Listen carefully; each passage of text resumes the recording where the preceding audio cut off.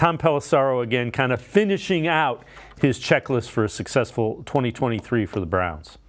Number 2, let's salute your Schwartz. That's right, Jim Schwartz back in Cleveland, where he got his start under Belichick.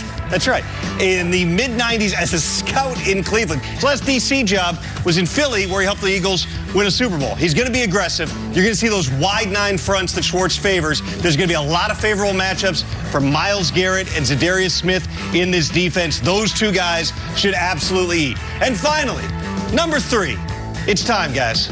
We got to let the dogs out, okay? These are the Cleveland Browns fans, one of the most tortured fan bases in all of football. They got a taste of it, okay, in 2020.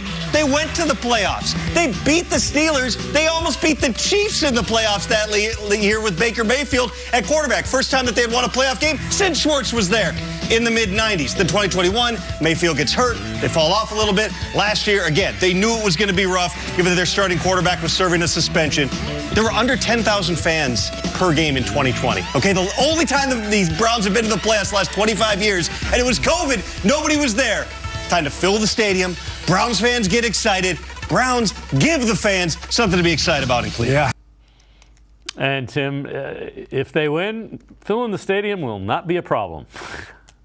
I mean, the team has historically filled the stadium even when they've been bad. So, I mean, it should be easy to fill it when the team's good, especially if they're what they're expected to be. I mean, you look at, just in particular, this 4-game stretch to start the season, considering who they played the entire AFC North one time. You get to 3-1, you get to 2-2, or even 3-1 the bye week, with San Francisco coming up, out of the bye week.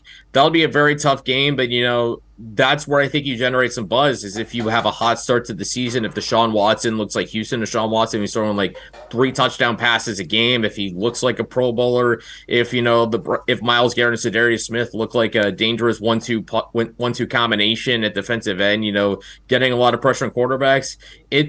History has shown it doesn't take much to fire up the Browns fan base, and I think that's going to be the way it is for a little while until they get sustained tastes of playoff success. We're talking multiple deep runs where it's just kind of maybe not desensitized, maybe that's kind of not the right word to use, but while it's still kind of fresh, the joy of being a winner, I think that is kind of where I think the Browns fans want the team to be. It's still kind of a show me phase, but again, great September, it could be enough to really get the fans back on the get the fans really back on the bandwagon. And, when these fans are fired up, Cleveland Browns team could be a tough place to play if those fans are as loud as we've seen them be.